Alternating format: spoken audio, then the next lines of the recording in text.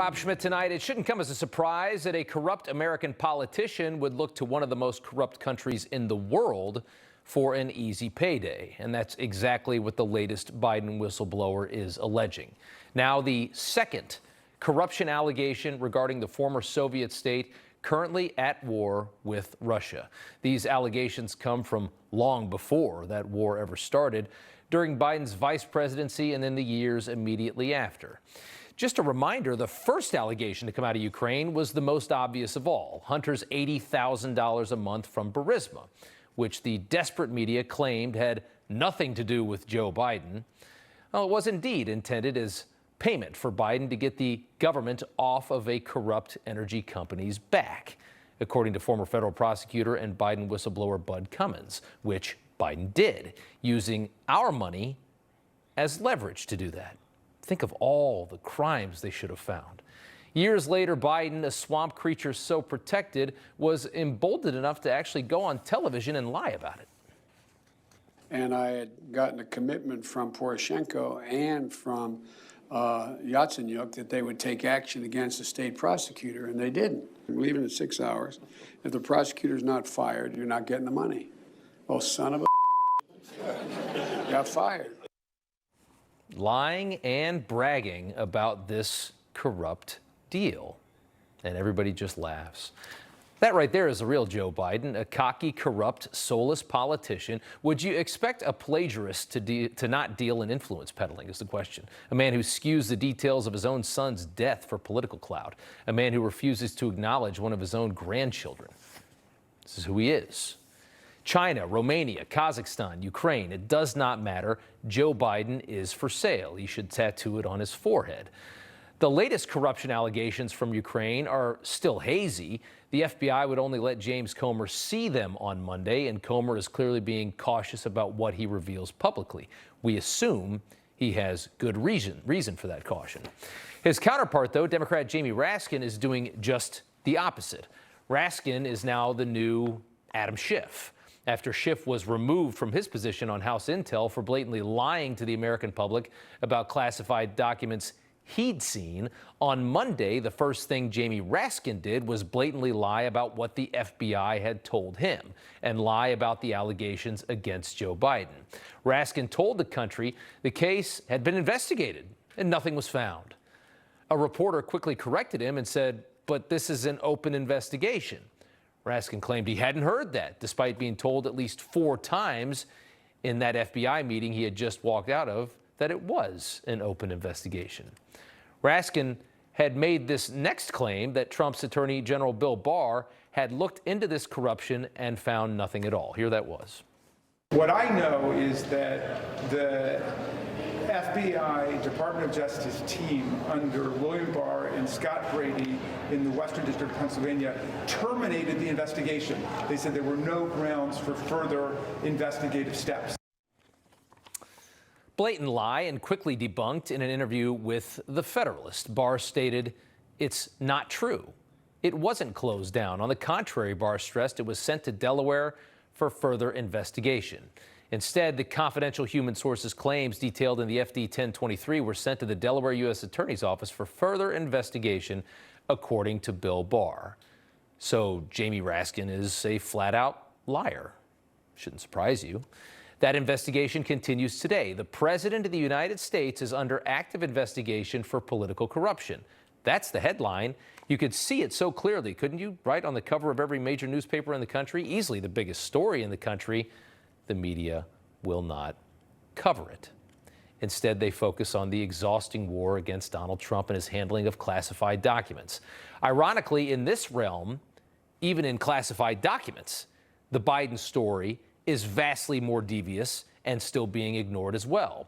With 2 whistleblowers alleging corruption in Ukraine, where is the symphony of reporters repeatedly asking whether the Ukraine classified documents that Biden had in his office, the story we just found out about a few months ago, were those used to help benefit his illegal influence peddling with the Ukrainians or with Burisma? That's what real journalists would ask, because there's whistleblowers alleging corruption in Ukraine, and there's documents in his office that were classified, taken from the White House, taken from the government, in his office. That's real journalism. You just don't see it anymore. As the media continues its laughable crusade to kill the MAGA king by selling its soul, a reminder that the Biden corruption scandal completely vindicates former President Trump from his first impeachment. Trump had every right to ask Ukraine, to ask the president to look into Joe Biden. His own Justice Department was refusing to do so. We know that now. Too focused on undermining him, I guess, too focused on protecting his eventual replacement was the Justice Department under Donald Trump. Here's the call to Volodymyr Zelensky that got Trump impeached. I heard you had a prosecutor who was very good and he was shut down, and that's really unfair. The other thing, there's a lot of talk about Biden's son. Biden stopped the prosecution, and a lot of people want to find out what about that. So whatever you can do with the attorney general would be great. They impeached him for that, and it was completely valid. And while we exonerate Trump's first impeachment, the machine keeps working to imprison the populist threat. Washington buzzing today over an indictment coming as soon as tomorrow in Trump's classified documents case. Whispers of obstruction, of espionage. The media desperate for any reason to ignore the sitting president's corruption, praying for an immediate indictment. Well, this certainly seems like more damning evidence. It doesn't look very good for Donald Trump. I think right now Jack Smith is living rent-free in Trump's head, and Trump has every reason to be worried about Smith. We also know is that Donald Trump is losing his mind on social media. I mean, all of these are scraps of evidence. Makes it very hard for Jack Smith to do anything else but to indict. So that's how they talk about this. A much, much, much smaller story than the real one happening right now. Sebastian Gorka joins us now, along with legal expert Mike Davis. Gentlemen, good to see you both. Dr. Gorka, if Jack Smith really does this, if they indict the leading 2024 Republican and former president for mishandling classified documents and perhaps obstruction, when the current president did exactly the same thing with classified documents and actually took documents about a country he was selling his influence to, I mean, talk about a very dangerous road to take this country down. Oh, absolutely. It is the most irresponsible thing you could do to endanger the fabric of this republic. Yeah. But the good news is, in the Constitution, there's only a couple of requirements to be president, natural-born citizen over a certain age. It doesn't include not in prison or not a felon. So whatever they try to do to him, they won't be able to stop him. But can I just say one thing about all of this? An aspect of the Biden cover-up that nobody's talking about except my good buddy Dan Bongino, who served in the White House during the Obama administration as a Secret Service officer. This whole scandal isn't really about Biden. Yes, he's the corrupt one. He's the one that the allegation says took $5 million to change U.S. policy. But the vice president can't change U.S. policy. A vice president doesn't do anything. He goes to funerals that the president doesn't want to go to, and he can be a tie-breaking vote in the Senate. A vice president has no power. Right. So if the policy was changed, guess who changed it, Rob? Obama had to change the policy. So the buried lead here, that is if this accusation and evidence is true about Biden, it also implicates Obama, and that's why they have to cover it up. That's something else. Mike Davis, your thoughts on all this? Well, what's very clear here is that the Presidential Records Act, not the Espionage Act, applies to former presidents' handling of their presidential records. President Trump is allowed to take his presidential records under the Presidential Records Act.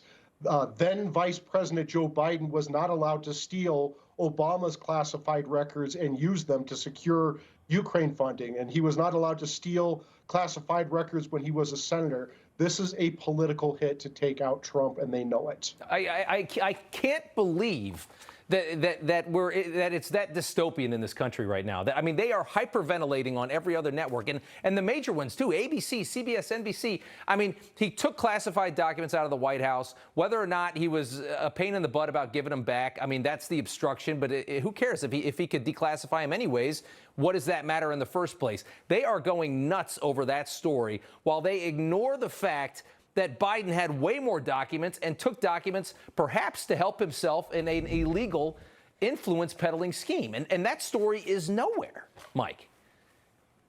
Yeah, I mean, remember, Bill Clinton had 8 years like 79 audio recordings of his presidency, highly classified recordings of his presidency and his sock drawer. And in a 2012 Obama judge ruling, the judge correctly held that if a president takes his presidential records when he leaves office, they are personal records, and it doesn't matter whether they're classified.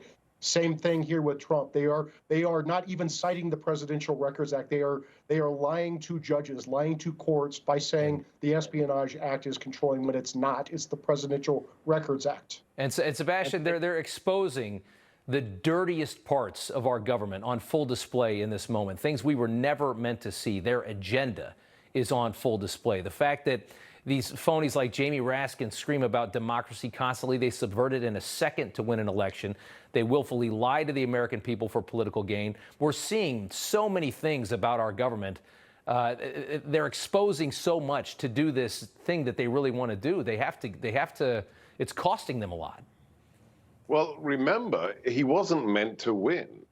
Hillary was supposed to win. Yeah. And then we wouldn't know any of this. We wouldn't know Steele dossier. We wouldn't know email server. We wouldn't know what they did in Haiti. We wouldn't know Uranium One. He wasn't meant to win. Remember, on the night of the election, the Huffington Post said Donald Trump has a 1% chance of winning and Hillary Clinton has a 93% chance. That's on the day of the election.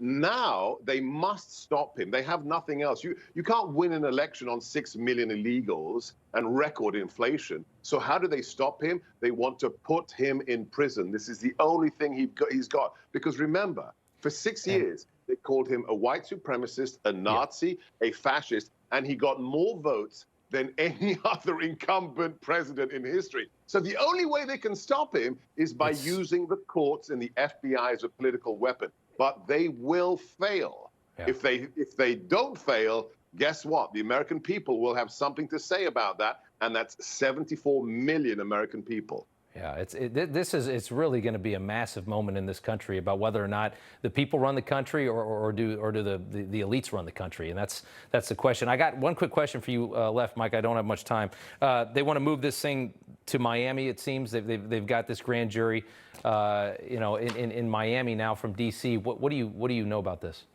I don't know if that's the case or not. They could just be getting grand jury evidence down there from witnesses in Florida who can't easily get to D.C. because they can always read these transcripts to the D.C. grand jury. If Jack Smith indicts in D.C., that just shows once again this is very political because they know it's a uniparty judge and 95% against Trump jury pool. Yeah, I would say they would much prefer to be in D.C. than South Florida with all the Cuban Republicans, I would imagine. All right, gentlemen, good to see you both. Thank you so much. Thanks, Rob.